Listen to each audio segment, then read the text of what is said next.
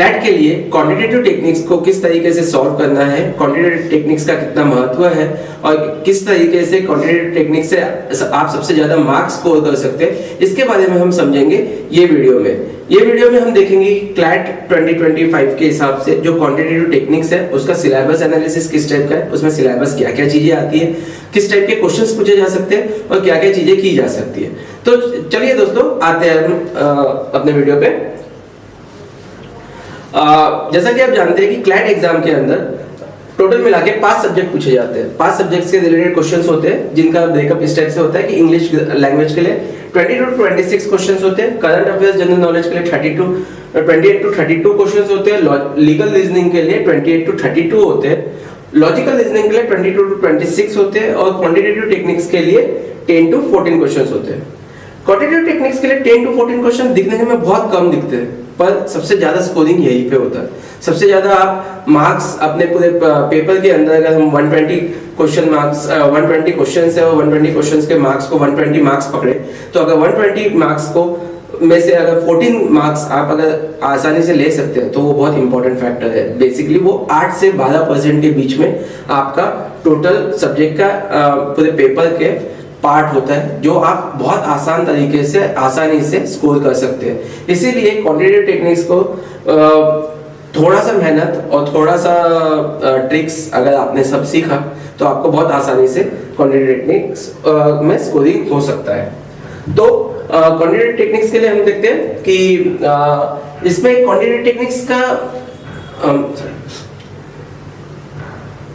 Quantitative techniques को हम देखते हैं कि जैसे इसमें क्वांटिटेटिव टेक्निक्स के लिए कौन सी ये क्वांटिटेटिव टेक्निक्स से स्किल्स कौन सी चेक कर रही है, क्लैट जो एनालिसिस है वो कौन सी स्किल्स के लिए क्वांटिटेटिव टेक्निक्स को डाला गया है सब्जेक्ट्स में। तो बेसिकली ये स्किल्स जो टेस्ट कर रहे हैं वो आपकी ये चेक कर रहे हैं कि ability to derive and manipulate any numerical information जो भी है उसको आपकी एबिलिटी कितनी है उससे ये पूरा निकाला जा रहा है कि आपकी एबिलिटी है कि नहीं है न्यूमेरिकल डाटा को समझने के लिए।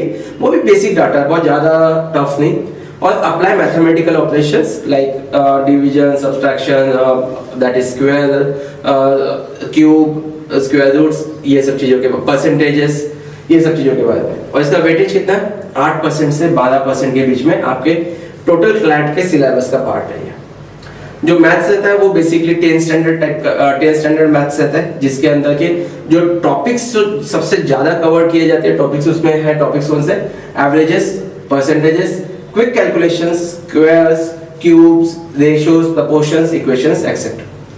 बेसिकली इन हर एक टॉपिक के लिए इसमें से आप जैसे भी जो टॉपिक्स देख रहे हैं कि एवरेजेस है, परसेंटेजेस है, इनके लिए बहुत सिंपल ट्रिक्स होती है। एवरेज निकालना है, अगर हमको 5 नंबर दिए हुए उनका एवरेज निकालना है, एवरेज कैसे निकलेगा? अगर हमारे पास एक एवरेज दिया हुआ है, 4 नंबर दिए, 5वां नंबर निकालना है कि 5वां नंबर कौन सा है, तो सिंपल इसके लिए एक बहुत सिंपल ट्रिक्स है जो हम हमारे ये एक्यूमेंट 2025 का जो प्रोग्राम हमारा जो चालू है वो प्रोग्राम में हम इसको पूरा कवर करने वाले हैं। तो आप ये चीज बहुत आसान तरीके से हमारे साथ जुड़ के हमारी वीडियोस के साथ आप आपकी प्रिपरेशन स्ट्रेटेजीज को बहुत स्ट्रांग बना सकते हो, बहुत इजीली आपकी प्रिपरेशंस बन सकती है। बस आपको यही है कि आपको हमारे साथ इसमें जुड़ना है और आपको आपकी मेहनत करते जाना है।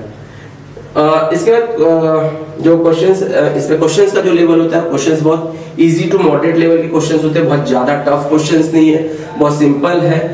जिनको इवन मैथ्स फोबिया भी है, हम बोलते हैं कि मैथ्स का फोबिया है, किसी को लगता है कि मैथ्स समझेगा नहीं, सॉल्व नहीं होता है, ये प्रॉब्लम्स आते हैं, ये नेचुरल सा है कि मैथ्स से डर भी लगता है।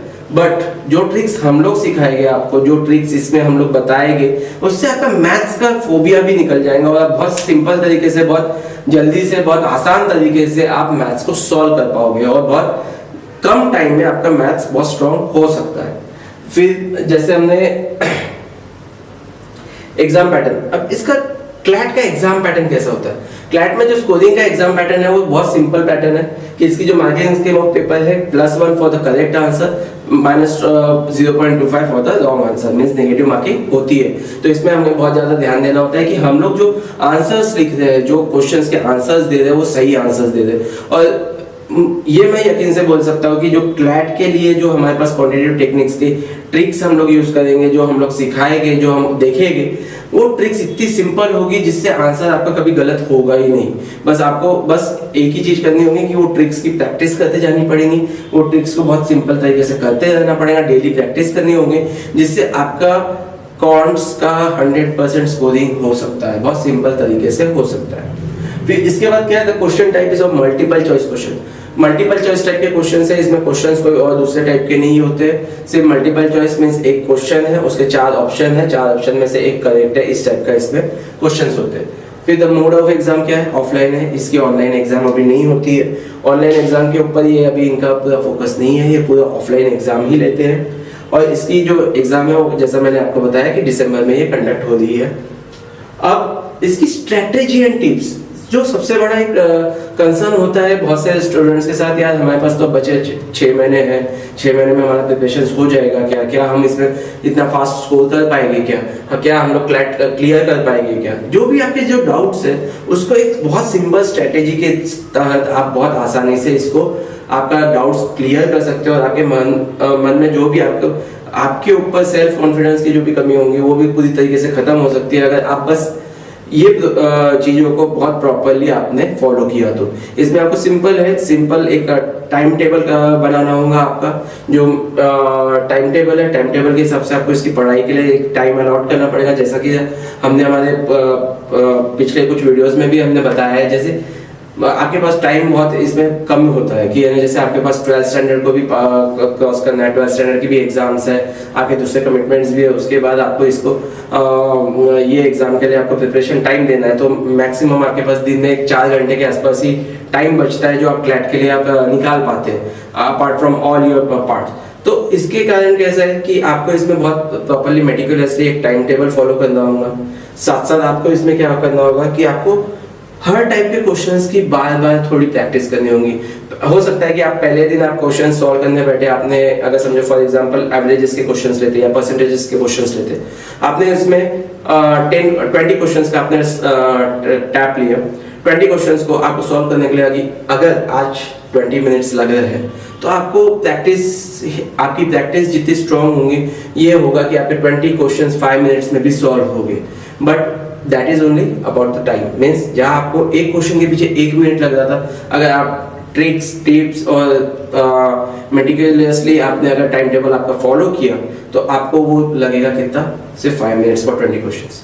That is how this tricks and this tips also works, and it's all about, हम ये बोल सकते हैं कि ये रॉकेट साइंस कुछ भी नहीं है, रॉकेट साइंस कुछ भी नहीं है, सिर्फ और सिर्फ एक logical science, logical thinking process है, एक लॉजिकली डिराइव्ड फॉर्मूलेज है, डिराइव्ड टेक्निक्स है, वो टेक्निक्स को हम लोग यूज करना है, बस उसकी हमको प्रैक्टिस जरूरी है। उसके बाद इसमें आपको जैसे हम लोग बताया कि प्रीवियस ईयर्स पेपर्स को भी आपने पढ़ना चाहिए, उसको सॉल्व करना चाहिए, जिससे आपको समझ में आएगा कि क्लैट क्या चाह रहा है। तो आपको भी एक वो पॉइंट आएगा जो हमारे ऑलरेडी आपको वेबसाइट पे भी मिलेगा, हमारे स्टडी मटेरियल्स के साथ भी आपको पूरे मटेरियल्स मिल रहे हैं, जो आप आपके हमारे वीडियो के डिस्क्रिप्शन बॉक्स में आपको उसकी सबकी लिंक्स मिलेंगी, आप वहां से भी आपका सब चीज डाउनलोड कर सकते हैं। उसके बाद रीडिंग हैबिट, आपको रीडिंग हैबिट बहुत ज्यादा जरूरी है कि रीडिंग हैबिट आपको बनानी है, क्योंकि रीडिंग हैबिट सिर्फ जैसा बहुत सी बार कहते हैं लोग कि यार रीडिंग हैबिट तो सिर्फ 1-2 सब्जेक्ट्स के लिए, रीडिंग हैबिट हर सब्जेक्ट के लिए काम आती है। जैसे कि आप एक एग्जांपल लेते हैं, अगर इकोनॉमिक्स टाइम्स है, इकोनॉमिक टाइम्स को आप पढ़ते हैं, अगर बिजनेस रिलेटेड इंफॉर्मेशन पढ़ रहे हैं, तो ज्यादातर बिजनेस रिलेटेड इंफॉर्मेशन जो होती है वो नंबर्स के फॉर्मेट में होती है कि $16 बिलियन का इन्वेस्टमेंट हुआ, या 5 लाख का नुकसान हुआ, या 5 करोड़ रुपए कोई कंपनी ने लगाया। तो that way you start talking in numbers, और जब नंबर्स में आप बात करने लगते हैं, नंबर्स को आप देखते हैं, तो आपको कैलकुलेशंस होना फास्ट हो जाते हैं। कि कोई बोलता है कि यार मेरे को 15% का प्रॉफिट हुआ, तो 15% का प्रॉफिट आप तुरंत में दिमाग में कैलकुलेशन करने लग जाते हैं। या 15% अगर 10 करोड़ है, 10 करोड़ पे 15% का प्रॉफिट बोला जाए तो कितना, 1.5 करोड़, दैट्स इट। तो आपको कैसे कैलकुलेशंस होना चालू हो जाते हैं। इसके लिए बहुत ज्यादा जरूरी है कि आपको रीडिंग हैबिट इनकलकेट करना है, रीडिंग हैबिट करते आपकी बढ़ानी है, जिससे आपका इंग्लिश ग्रामर में भी सपोर्ट होगा, तो आपका कॉर्ड्स में भी आपको बहुत ज्यादा हेल्प होगा। तो ये कुछ टिप्स और ट्रिक्स थी हमारी तरफ से। प्रिपरेशन के लिए for the CLAT. Hope you understand. उम्मीद करता हूँ कि आपको ये सब चीज़ें समझ में आई होगी और क्लैट के लिए कैसे प्रिपेयर करना है, क्या करना है, ये सब चीज़ें आपको ध्यान में आई होंगी। आप हमारे प्रोग्राम एक्यूमेंट 2025 को जरूर ज्वाइन कीजिए और हमारे वकालतनामा जो चैनल है, हमारा यूट्यूब चैनल, आप उसको भी लाइक कीजिए, सब्सक्राइब कीजिए, जिससे आपको और भी नए नए अपडेट्स मिलते रहे। Thank you.